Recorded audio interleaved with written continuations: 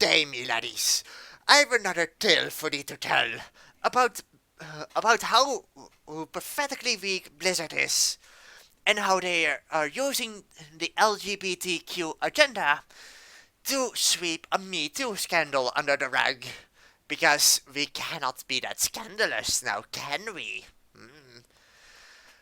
In their upcoming expansion called Shadowlands, they're planning to write a transgender into World of Warcraft, together with a gay couple. And I have to say, I'm getting rather sick of stories with this typical LGBTQ who RBTBT representation in it. And this isn't me attacking the alphabet people. Those people are okay. I don't really care. I don't really care about them. You do you, who have fun with your partner and choose your operations, and I don't know. Have fun. But I'm getting rather sick of seeing those storylines continuously forced into my kind of stories and stuff, and telling me I'm a bad person for not liking it. It is so ridiculous and it's so numerous. I just want to have stories with no love in it and straight love, gay love, or anything else goes in it. God, I'm so glad that autism isn't that ridiculously commercialized. Is that it became a tool and it stayed very very small. But community manager KVAX told this to the Blizzard forums today. He wanted to make sure that something like this wouldn't be discovered via data mining or other hackery, magicy stuff that I have very little knowledge about because I'm a pirate. I'm not that good with technology. I'm very good in sword fighting, but not that good in technology, sadly enough.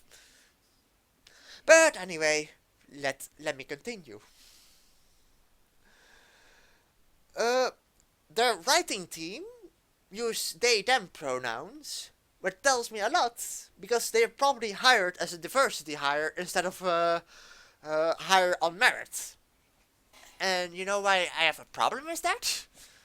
Because if you hire on diversity, they got in because they were the right kind of gender, right kind of skin color, right kind of anything, except for the fact that they're the best writers out there.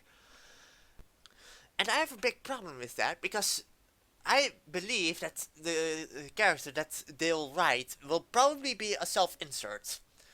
But I have no idea, and I'll probably keep not having an idea because I don't play World of Warcraft. Because I have nothing with MMORPGs. I don't think they're that much fun. I'm sorry. If you liked the World of Warcraft, you do you. I liked the lore more than the actual game. But why is the reason for this new and startling development in the Blizzard lore? Well, I'll tell you why. It's because of Nosferatu. Yes, the undead lord of Nosferatu came back to life and has attacked Blizzard as well as many others in their wake. And because of that, Blizzard is trying to possibly put these characters out in order to keep this Nosferatu scandal a bit down under. But you know me, I like me some treasure and buried up this story. And with and I believe I found a way to confirm this story, if you know what I mean. Because you know, Blizzard is very hand in hand with China. And if you want to know if Blizzard is doing something like using this this kind of NPC, a transgender NPC, in order to sweep this Me Too scandal under the rug, then you have to be smart and look at how Blizzard is telling their story in places where people that are not that free, like Saudi Arabia, China, or Africa, where people aren't allowed to be gay, trans, or whatsoever. Then look at the story there, because Blizzard wants to make as much money as possible. They're very greedy that way.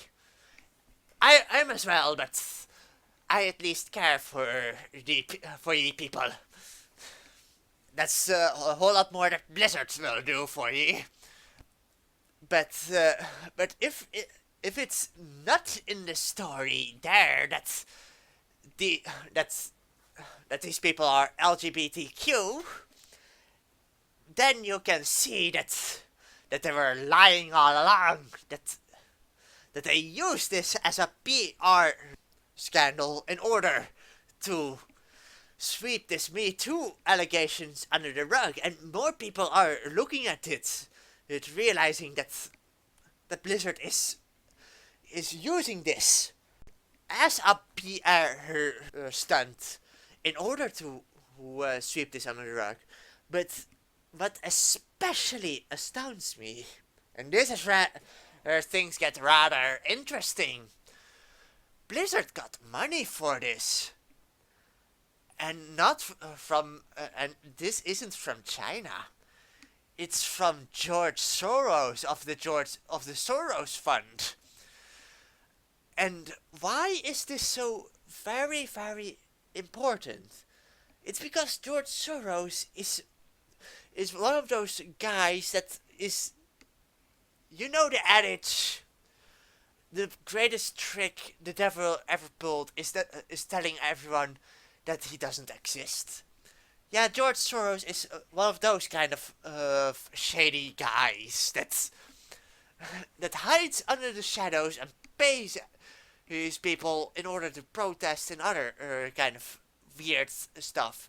And there's a good chance that he also paid it for this stunt in order to hide it.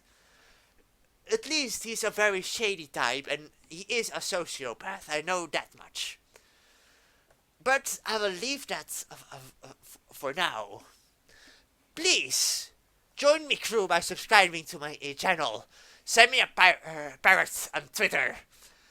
And criticize me on my content. I can use the criticism to improve my content very well. And if I dislike a criticism, I'll throw you overboard anyway. Yeah! But please give me criticism. It is very useful. Alright. Bye, me mateys!